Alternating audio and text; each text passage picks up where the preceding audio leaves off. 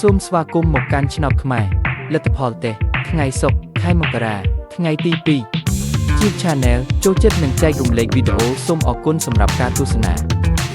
ចំណាំនេះជាវីដេអូសាកល្បងឆ្នោតមិនមែនជាលទ្ធផលផ្លូវការទេសូមទស្សនាជាឯកសារយោងនិងកម្សាន្ត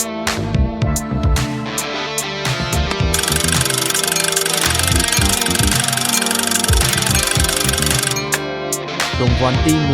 9 6 6 3 0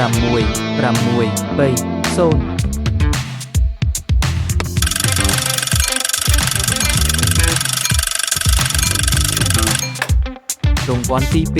4 7 8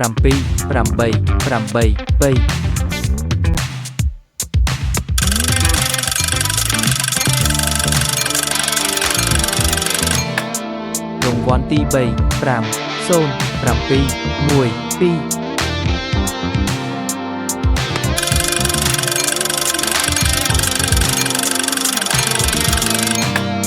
រង្វាន់ទី4 9 8 4 0 4